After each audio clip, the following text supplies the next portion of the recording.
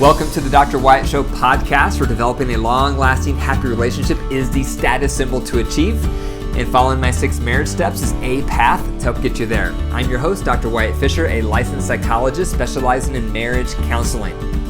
Remember, you can contact me on the Dr. Wyatt Show on Wednesdays from 9 a.m. to 3 p.m. Mountain Standard Time at 720-307-7347. If you don't get me, leave a voicemail. I'll call you back, and our conversation will become a part of the next podcast so that others can also learn from your questions. Okay, today I'm going to do something a little different. I'm going to share 4 stages of my life. How did I get here? I'm going to start with my personal life and then get into my professional journey, because a lot of you have asked me before, how did you get here? How did you end up here doing what you're doing? So I hope you find this enjoyable and interesting. Often we want to know. We want to know someone's story. On my website, dr.WyattFisher.com, you can click on About, and you can learn more about my story. But today I'm going to go in more depth and share more of my professional journey than I've shared in other places. So stage 1 was my upbringing.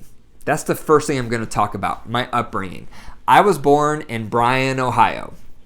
Very small town up in the northwest corner of Ohio, next to Indiana, next to Michigan. That's where I was born. I still have a lot of family there. That's where my parents met. They both went to high school there. They were high school sweethearts. And so that's where I was born. I have an older sister, one older sister who's 3 years older than me. And so that's where it all began. And unfortunately, by the time I was 6 or 7, my parents had a divorce. And it was devastating. It blew apart our family. So for several years, it was me, my mom, and my sister. Then my mom met someone new and got remarried. So now I had a new stepdad and a new stepbrother. And they decided to move to Colorado for a fresh start. So that was way back when I was around 9 or 10. We moved to Colorado Springs, and that's where we started this new family.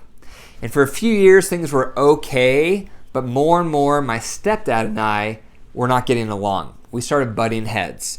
And it came to a head when I was a freshman and we had a falling out. And so I decided to go live with my dad, who moved to Texas. And so I went to Texas when I was a freshman in high school. First few years, things went okay with my dad and my stepmom. However, I was strong-willed, my dad was strict. So by the time I was a senior, him and I had a falling out. And so I went to live with a friend who also lived right there locally in Texas, and I lived with that friend and his mom until I graduated high school. My dad did not think I should go to college. He didn't think I had what it took to go to college at that time. He thought I should go to the military. I was not interested in going to the military, and so I went to college anyway. And I moved back to Colorado to go to college, and I went to the University of Colorado at Boulder. So at that time in my life, I was so focused on just having fun. I was wild. I was strong-willed. I did not care about learning. And that caught up with me by my sophomore year. My performance was so poor at college that I got suspended.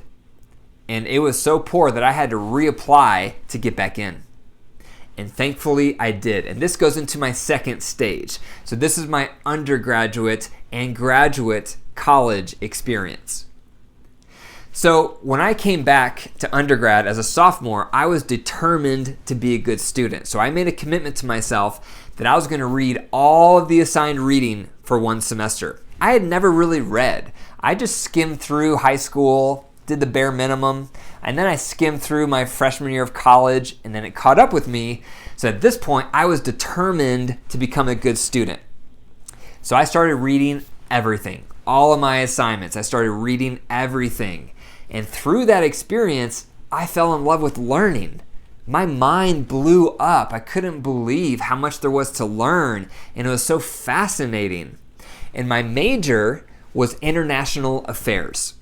And the reason I chose that major is because I wanted to make an impact. Because of all the stuff I had gone through in my upbringing, all of the brokenness, all of the fallouts, all of the turmoil, all of that heartache that I had gone through really developed a deep-seated desire in my soul to want to help others.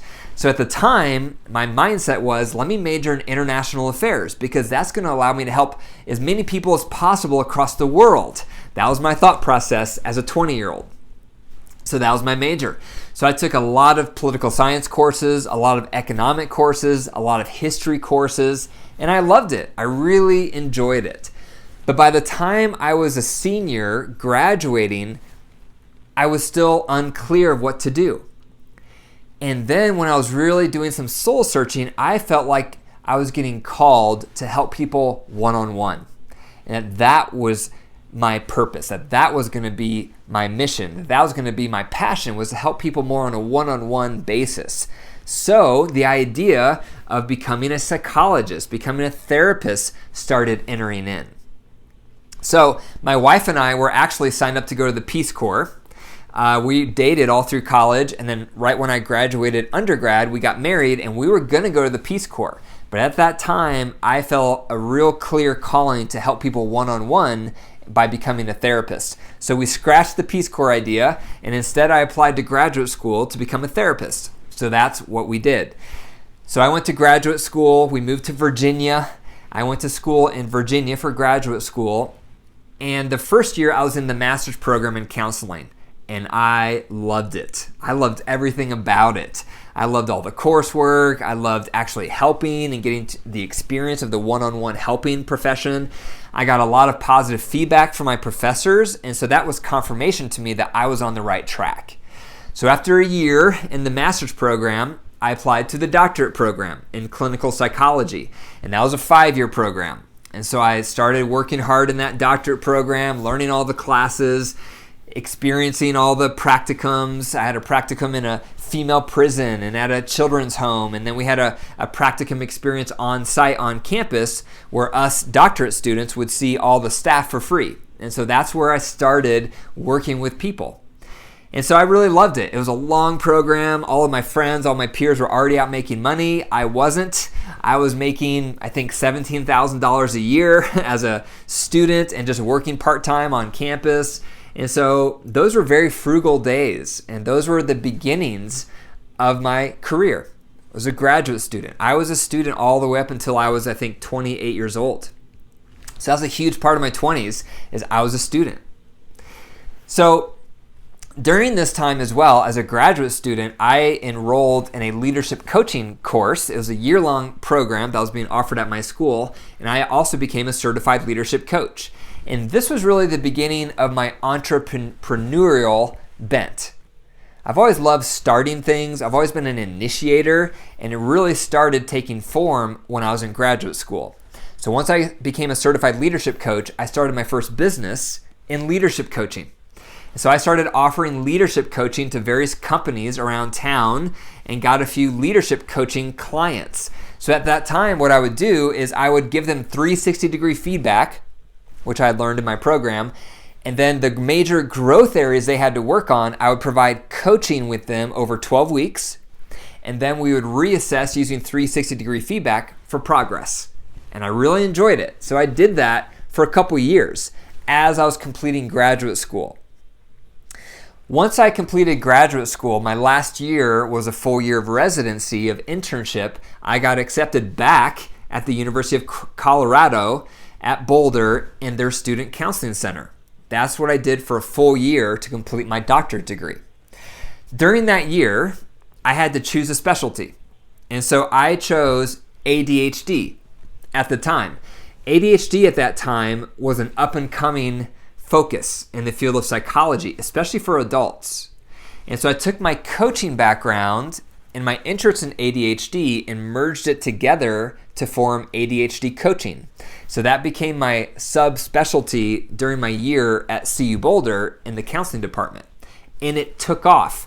And so midway through my internship year, I started a private practice in Boulder specializing in ADHD coaching.